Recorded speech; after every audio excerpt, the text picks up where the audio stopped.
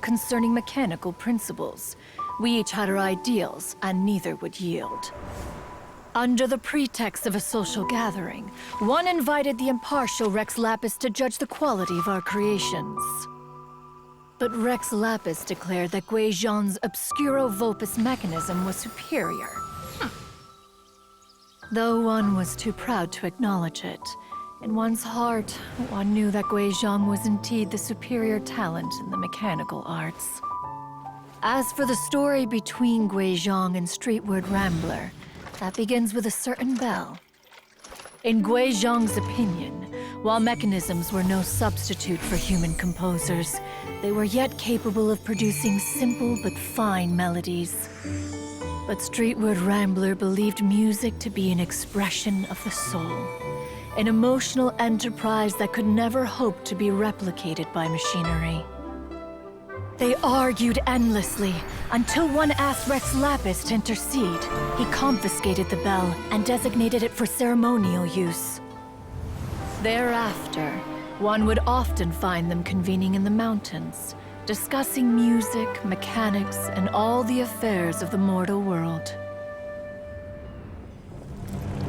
But these good times were not to last. War broke out between the gods, and soon engulfed the Guili Plains. Guizhong was overpowered by the enemy, and fell in battle.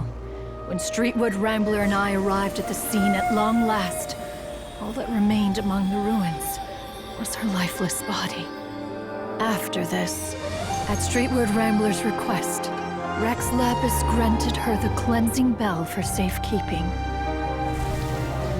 To honor our friend's memory, one made a few finishing touches to her ballistic device. Many lantern rites have passed since then. Many greetings and goodbyes.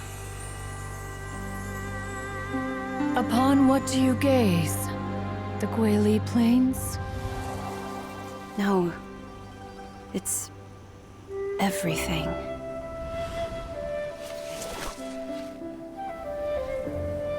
We think of human life as like a lantern that's lit one minute and extinguished the next. But are we Adepti so different? Perhaps as dust settles after a storm, we too must one day return to the world below. One has always